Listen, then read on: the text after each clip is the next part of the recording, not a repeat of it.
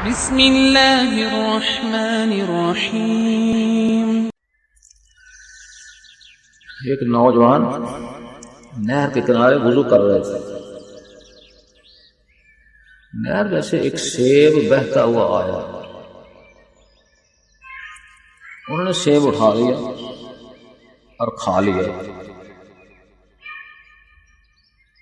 کھانے کے بعد خیال آیا کہ میں نے نہ یہ خریدا ہے نہ مالک سے اجازت لی ہے، حالانکہ ایسی گری پڑی چیز کھانے کا حرج نہیں ہوتا، لیکن ان کا تقوی اتنا اونچا تھا کہ انہوں نے کہا میں کیوں کھایا، کیوں میں نے یہ غلطی کی، اب میرا کیا بنے گا، کل قیامت میں کیا جواب دوں گا۔ یہ فکر سوار ہوا، سوچتے سوچتے آخر دل میں یہ آئی بات کہ ادھر نہر سے چلا آ رہا ہے سیب، تو ضرور نہر کے کنارے کو باغ ہوگا، اس باغ کا سیب گرا ہوگا، تو باغ والے جا کے معافی کرا لیتا ہوں یا پیسے دے لے۔ چنانچہ چل اوپر جاتے جاتے کو میل 2 میل پر جا کے باغ واقعی نظر آیا، سیب کا باغ بھی تھا، کنارے پر سیب کا درخت بھی تھا۔ اب یقین آ گیا کہ اسی درخت کا سیب گرا تھا۔ مالک کے پاس گئے، سلام کیا اس کو اور اپنا سارا واقعہ سنایا کہ میں 2 میل سے آیا ہوں اور سیب کی قیمت لے دو یا مجھے معاف کر دو۔ اس مالک جو باغبان تھا اس نے نیچے سے اوپر تک 2-3 دفعہ دیکھا، اس نے کہا میں تو معاف نہیں کروں گا،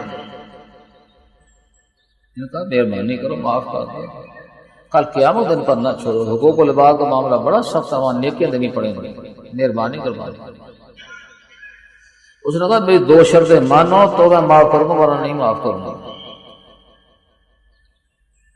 یہ حیران پتہ نہیں کیا شرط ہے۔ اس نے کہا 1 سال تک میرے اس باغ میں تم نے کام کرنا ہوگا، باغبانی کرنی ہوگی، جب میں معاف کرتا 1 شرط میری یہ حیران کہ 1 سیب کے بدلے میں 1 سال مزدوری، دل پر بڑا بوجھ ہوا، لیکن آخرت کا فکر اتنا سوال تھا تو وہاں بھی جائے، یہاں مصیبت کاٹ لینی چاہیے، وہاں مصیبت وہ نہیں تھی، کہنا جی بہت اچھا، 1 سال کی مزدوری قبول کر دی۔ دوسری شرط کیا؟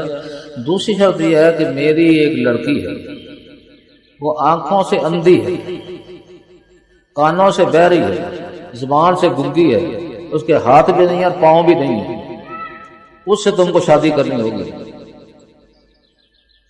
اب یہ اور پریشان ہو تو سال محنت کرنا تو آسان تھا، جس کے آنکھ بھی نہ ہو، زبان بھی نہ ہو، کان بھی نہ ہو، ہاتھ بھی نہ ہو، پاؤں بھی نہ ہو، میرے کس کام کی، بجائے اس کے میرا کام ہو مجھے اس کا کام کرنا پڑے گا۔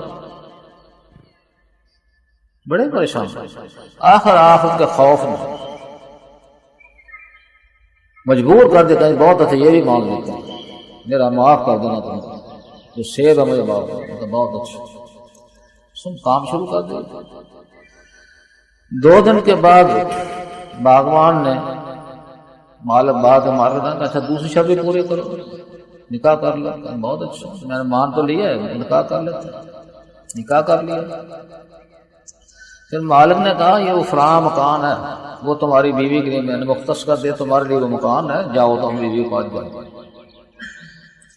یہ وہاں گئے، دروازہ جو کھولا تو دیکھا 4 پائی پر ایک عورت بیٹھی ہوئی ہے۔ اچانک جب دروازہ کھولا تو اس آواز تو آئی دروازے کی، تو اس نے پھر دیکھا مڑ کے، یہ حیران کہ اس کے کان بھی ہیں، سن بھی لیا اس نے اور دیکھ بھی رہی ہے، اور ہاتھ بھی اس کے ہیں، پاؤں بھی اس کے ہیں، ٹانگیں بھی ہیں، یہ واپس آ کے بند کرتا۔ بات کے مالک کا تم نے مجھے دھوکہ دیا، جو میری بیوی تمہیں بنائی ہے، جسے نکاح کرایا، تو اس کو تم نے کہا بہری بھی ہے، گنگی بھی ہے، اندھی بھی ہے، ہاتھ بھی نہیں ہے، پاؤں بھی نہیں ہے، تو اس کے سب کچھ ہے۔ اس نے کہا یہ میری ہی لڑکی ہے، اسی سے تمہارا نکاح ہوا، یہی تمہاری بیوی ہے، تم جاؤ۔ اس نے پھر مجھے بتا دو کیا بات ہے۔ اس نے کہا بات یہ ہے کہ جب تم آئے تھے 1 سیب کے لیے، 1 سیب کو معاف کرانے کے لیے قیمت ادا کرنے، میں نے سمجھا یہ بہت متقی شخص، بڑا پرہیزگار شخص، 1 سیب کی طرف بھاگا پھر رہا، اور میری لڑکی جوان تھی، میں اس کی شادی کرنا چاہتا تھا اور مجھے کوئی صحیح رشتہ ملتا نہیں تھا، اللہ نے تم کو میرے پاس بھیج دیا، اس واسطے میں نے رشتہ کیا ہے۔ اور یہ جو آنکھوں سے اندھی ہے اس کی وجہ یہ ہے کہ ساری عمر کسی غیر محرم کو اس نے دیکھا نہیں، اور ساری عمر کسی غیر محرم کی آواز اس کان میں نہیں پڑی ہے، اور ساری عمر کسی غیر محرم سے بات نہیں کی ہے، ساری عمر کسی غیر محرم کو ہاتھ نہیں لگایا، ساری عمر کسی پاؤں چل کے کہیں گئی نہیں، ایسی باحیا اور عصمت والی اور غیرت والی بچی۔ تو میں نہیں سمجھا تمہارے جیسا اس کو کہاں خاون مل سکتا ہے، اس واسطے میں نے کہا۔ اب اندازہ کرائیے لڑکی کے تقوی کے کیا حال ہے اور نوجوان کے تقوی کا کیا حال ہے۔ ان سے اگر ان کی اولاد ہوتی ہے تو شیخ عبد القادر جیلانی رحمۃ اللہ تقوی کا کیا اونچا مقام۔ آج ہم ہر طرح سے گناہوں میں ملوث، مرد بھی ملوث، عورتیں ملوث، پھر اولاد کیسی ہوگی؟ متقی لوگوں کا یہ حال ہے۔